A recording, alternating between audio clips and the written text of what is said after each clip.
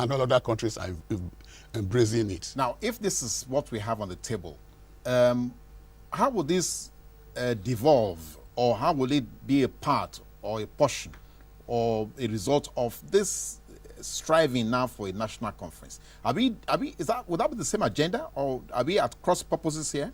No, we are not at cross purpose at all. We have to thank President Jonathan for listening into opinion, because he's an educated man. He really sees how to run a heterogeneous country. That it's not possible to run a centralized heterogeneous state and make a success of it. It's because of the military intervention in Nigerian politics. The conference would have been resolved through the process of parliamentary debate, consultation over time.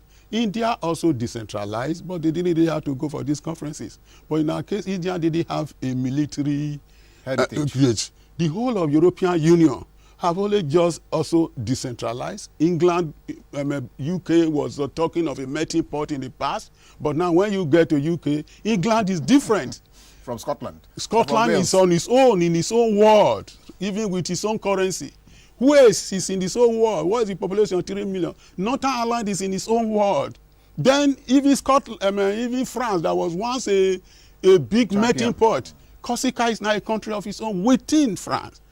Even Spain, where you are seeing fighting with the radical Basque and the Catalans, they have granted autonomy to all these people since 2002. Did you hear any violence in that area?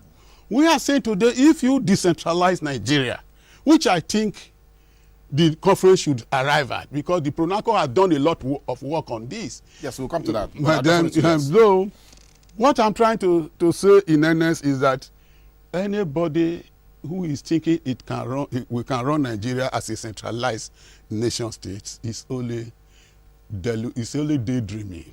It's not going to be possible. That is why the conference is going to be very, very important. Then you look on these issues of diversity. You also are aware too that United Nations has the United Nations Convention on Biological Diversity to give respect to all living things on Earth. You know, even human being itself is a living organism. Yes. It can come to extinction. As I'm talking to you now, some species, some of living species are vanishing. The conclusion is that the human being will also outlive itself and completely develop itself to self-destruction.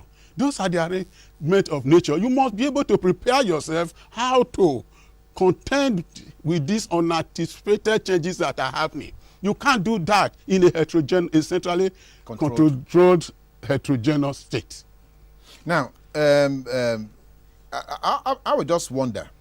Now, I know we have said this over time. You just mentioned something about what PRONACO has been trying to do. But I just wonder, are we just held down by rhetorics, or do we have actionable plans that will see a translation of some of the things that we have been discussing? If you look at the character movies of the PRONACO conference, you will say that they are not just ordinary people. You introduce me as having an alliance with relationship with Chief Anthony Nahoro, who moved this crisis motion for independence in 1953. Chief Nahoro, chairman of that body, Kwale Soyinka was there, and Professor Jade Shola Konde, one of the reputed constitutional lawyer in the Commonwealth and the former vice chancellor of a university, was the chairman of the Constitutional Draft Committee of the PRONACO. Yes. And there were some other very reputable people who were members. One of the best research men in Africa, who is a consultant to the United Nations, is Baba Omojola. He was late Baba Omojola. He was the head of research and the secretariat for that conference. So we know what we are talking about. Before it ever started, we have in our hands what the United Nations says about the human rights and self-determination, the Convention on Biological Diversity. We have the Permanent Forum on Indigenous Issues. Then we have the UN Declaration on the Rights of Indigenous People. It was all these conventions, commissions, and protocols that guided the PRONACO decisions. So we came out with what we had, that Nigeria can only survive as a federation of self-governing states. And we recommended 18 of those regions. 18? Yeah, 18. Now, Pronaco also went ahead to come up with some kind of a draft constitution for the country? Yes. The Pronaco main objective was to really look into, is Nigeria working? The way it is now? The way it is. Is the bureaucracy working? Is the military working?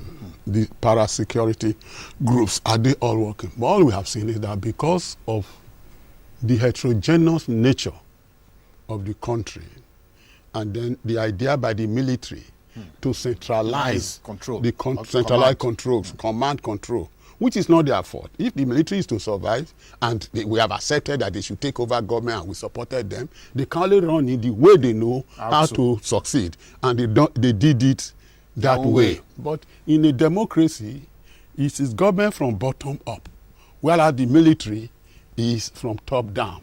In democracy, you say, ask. If you don't know, find out. That is the question you ask your followers. They work out decision and fine-tune it to the top. But at the top, they say, don't complain. Obey before, because thinking is not deep. They just want immediate results. You can't blame the military for that. But the civilians should not run the country the way the military were running the country. That was on the basis of what Pronaco looked into all these issues.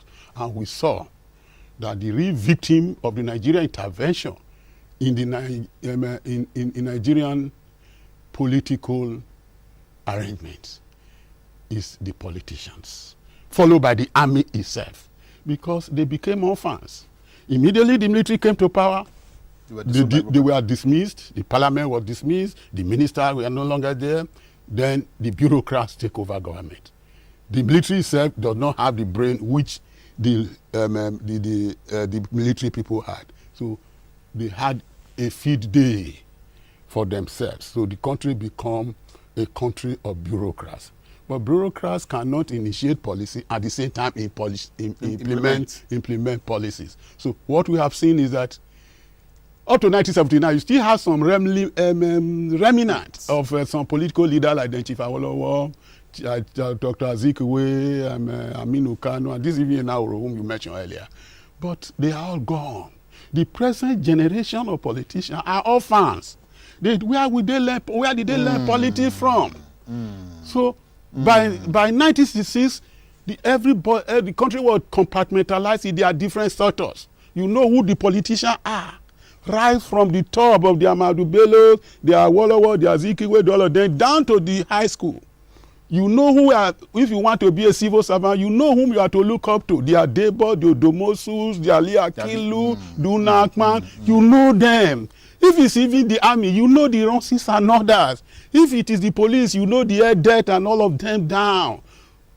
If it's in the academics, you know the Professor Yonigas, name them. Umbanefos, name them. You know all of them. But in the military, in the politics, whom are they looking up to? Can you just be a politician? You are a permanent secretary yesterday, suddenly you are a politician today. That's what we are seeing now. And they cannot do it well because they have no tutelage. That is the reason actually why we had the Pronaco conference, why we also welcome the national conference that will be proposed now by President Jonathan. It's a good idea. Whether the way he presented it is all right or not, it's a different thing. But whether we need it is very real. It's even to save the politicians, because the tension we are seeing all over the place, simple thing of saying who can run my state well, I vote for you, I vote for, or you vote for the other man, then it becoming a riot. We are prominent leaders. A former head of state are going to carry placards. If former head of state carry placards, what will students carry? These are the whole thing. The nation state have always been a confusion. So since 1960, precisely since 1962, when the central government intervened in Western region by declaring state of emergency against the constitutional, against the advice of the Privy Council, Nigeria have not done anything how to plan for the welfare of the ordinary party. They have only been managing crisis. And this, where I say the soldier and the civil and the politicians have become victims of their own. Yeah, because The soldier have not been able to sit down to do anything for their professional work. There is the only crisis. We have no external crisis. We have no fight to fight with our neighbor, with Benin, with Niger, with Chad. We have no fight. But it is internal crisis. By 1962, soldiers were already fighting in Western Nigeria. By 1965, they were already fighting the Adakavoros of this world in the Niger. What do you call it, in the Niger Delta? They have already been fighting Attacker and others by 1965 in the Middle Belt before the coup came off. After the coup occurred, you know what happened? Coups and counter-coups, where blood were shed, then the Civil War, where over 2 million youths were wiped out continuously. Even after that, then Murtala came to government. He started to dismiss people indiscriminately, erratically, not knowing who is to take over the next office. The late Professor Awokoya told him, this thing you will regret it 30 years' time. You cannot for anything displace people without knowing who are going to succeed them. But after that dismissal by Murtala and Obasanjo, what do we see? Clerical assistants were becoming permanent secretary in some states. And what you have to learn the rope. So the military has only been messed. Then what do we see? Unwarranted retirements. All over the place now, they are dotted, they are retired general. Some cannot even feed themselves. They are working with, they are sick. The military suffered in Nigeria. They should sit down and say, no, we made a mistake. Go for this conference by all means. Coup is no longer possible. It has been condemned, and the military itself has discredited coup making all over the world. All this kind of crisis you are creating is to say that the military come again and rehabilitate all these politicians. We will not do it. So the fear is we may run into implosion. And if there is implosion, you can't have this program here. It is refra, the urchins here, the urchins of society will take control. By the deal era of 1966, you can see those who took over power. Permanent civil servants coming to become politicians, buy up all the corporations of this world. The Western Nigeria Development Corporation is no longer there. The Northern Nigeria Development there. The Eastern Development Corporation. These are even the best of the one you can get. If you allow implosion, it is the society hoodlums that will take position, and they will mimic leadership.